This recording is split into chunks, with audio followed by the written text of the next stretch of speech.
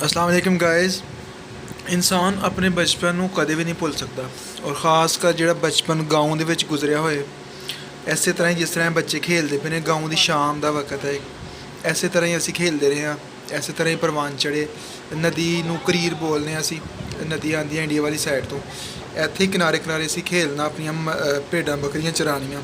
ਇਸੇ ਤਰ੍ਹਾਂ ਹੀ ਜਵਾਨ ਹੋਏ ਔਰ ਇਨਸਾਨ ਆਪਣੇ ਬਚਪਨ ਨੂੰ ਕਦੇ ਵੀ ਨਹੀਂ ਭੁੱਲ ਸਕਦਾ।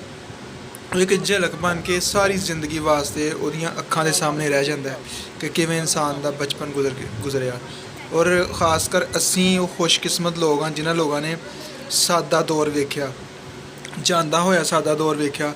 ਅਸੀਂ ਉਹ ਆਖਰੀ ਲੋਕ ਹਾਂ ਜਿਨ੍ਹਾਂ ਨੇ ਕਾਗਜ਼ ਦੀਆਂ ਕਸ਼ਤੀਆਂ ਬਣਾ ਕੇ ਪਾਣੀ 'ਤੇ ਚਲਾਈਆਂ। ਔਰ ਅਸੀਂ ਉਹ ਆਖਰੀ ਲੋਕ ਹਾਂ ਜਿਨ੍ਹਾਂ ਨੇ ਦਰਖਤਾਂ ਦੇ ਨੀਚੇ ਬੈਠ ਕੇ ਸਾਰੇ ਝੁੰਡ ਨੇ ਜਮ੍ਹਾਂ ਹੋਣਾ, ਸਾਰੇ ਗਾँव ਦੇ ਲੋਕਾਂ ਨੇ ਜਮ੍ਹਾਂ ਹੋ ਕੇ ਦਰਖਤ ਦੇ ਨੀਚੇ ਬੈਠ ਕੇ ਦੁੱਖ ਸੁੱਖ ਵੰਡਣੇ। ਔਰ ਅਸੀਂ ਉਹ ਆਖਰੀ ਲੋਕ ਹਾਂ ਜਿਨ੍ਹਾਂ ਨੇ ਗਾँव ਦੀ ਸਰਪੰਚੀ ਵੇਖੀ। ਯਾਨੀ ਗਾँव ਦੇ ਕੋਈ ਵੀ ਲੜਾਈ ਝਗੜਾ ਹੋਣਾ, ਕੋਈ ਵੀ ਮਸਲਾ ਹੋਣਾ ਗਾँव ਦਾ, ਤੇ ਥਾਣੇ ਕਚਹਿਰੀ 'ਚ ਜਾਣਾ ਇੱਕ ਤੋਹੀਨ ਸਮਝਿਆ ਜਾਂਦਾ ਸੀ।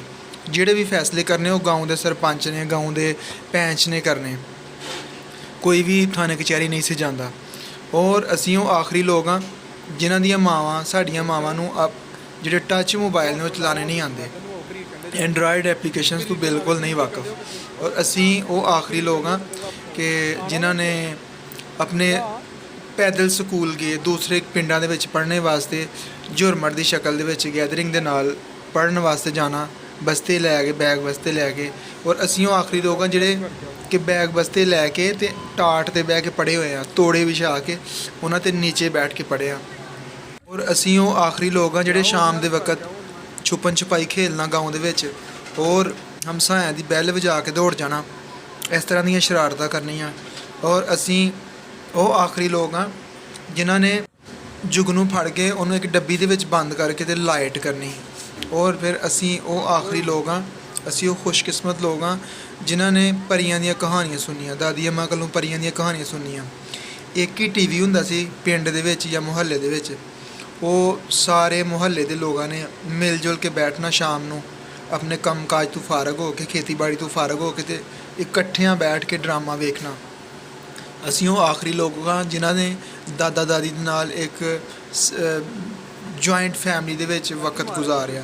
ਯਾਨੀ ਸਾਰਿਆਂ ਨੇ ਇੱਕ ਜਣਾ ਕਮਾਉਣ ਵਾਲਾ ਹੋਣਾ ਅਤੇ ਕੋਈ 10-12 ਉਹਦੇ ਫੈਮਿਲੀ ਮੈਂਬਰ ਹੋਣੇ, ਛੋਟੇ ਛੋਟੇ ਭੈਣ ਭਰਾ, ਉਹਦੇ ਆਪਣੇ ਬੱਚੇ ਵੀ, ਬੀਵੀ ਵੀ, ਦੂਸਰੇ ਭਰਾ ਵੀ ਨਾਲ ਹੋਣੇ, ਇੱਕ ਘਰ ਦੇ ਵਿੱਚ ਰਹਿਣਾ।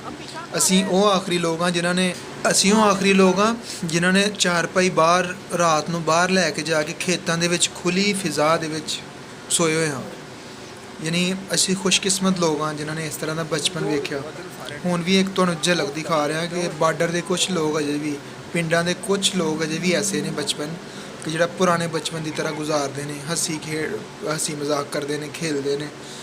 ਪਿੰਡਾਂ ਦੇ ਕੁਝ ਦਿਹਾਤ, ਸਾਰੇ ਨਹੀਂ, ਕੁਝ ਦਿਹਾਤ ਜਿਨ੍ਹਾਂ ਵਿੱਚ ਝਲਕ ਨਜ਼ਰ ਆਉਂਦੀ ਹੈ, ਇੱਕ ਗੁਜ਼ਰੇ ਹੋਏ ਪੰਜਾਬ ਦੀ, ਗੁਜ਼ਰੇ ਹੋਏ ਦੌਰ ਦੀ ਇੱਕ ਝਲਕ ਨਜ਼ਰ ਆਉਂਦੀ ਹੈ। ਵੀਡੀਓ ਵੇਖ ਕੇ ਕਮੈਂਟ ਜ਼ਰੂਰ ਕਰੋ, ਮੈਨੂੰ ਦੱਸਿਓ ਕਿ ਤੁਹਾਨੂੰ ਕਿਵੇਂ ਦਾ ਲੱਗੇ। Thank you.